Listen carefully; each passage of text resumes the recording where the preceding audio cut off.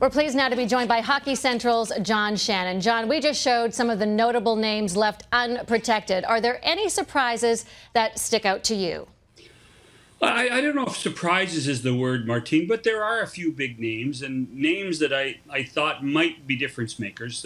James Neal, obviously from Nashville, who had a pretty impressive playoff, even during the Stanley Cup final when he was playing injured, is certainly probably the biggest name out there. And I think that if George McPhee was wise, he would want to put a goal scorer onto his roster. The other two guys I thought that surprised me, Troy Brouwer, who was signed with so much hullabaloo last summer by the Calgary Flames, did not have a good year in Calgary. And the fact that he's exposed tells us that maybe that experiment has not worked as well for the Flames as we thought. And then Bobby Ryan, who we all know did not have a good regular season, but had a phenomenal playoff for the Ottawa Senators. We thought there just might be a way that he could get onto the roster of players that Pierre Dorion protected, but that was not to be. He's a name that I think could be a real positive for Las Vegas if they get to that point and Ottawa doesn't do a deal to protect him.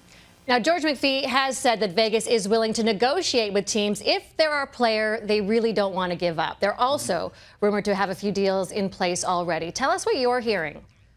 Well, I tell you what, I know for sure that Anaheim, Columbus have deals in place, as do the New York Islanders. In fact, I was told late this afternoon there was up to 9 deals already in place for Las Vegas before the announcement on Wednesday. So George McPhee, we all know what he's trying to do. He's trying to parlay this in to get draft picks, not necessarily just this year, but in 2018 and perhaps even 2019. He wants to grow through the draft, which is what every dynasty seems to do.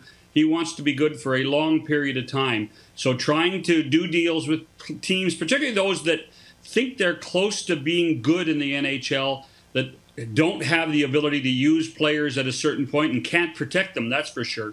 That's going to happen. As I said, I've heard up to 9 teams already have deals in principle with George. Wow. So what will be the approach for the Golden Knights in the next coming days?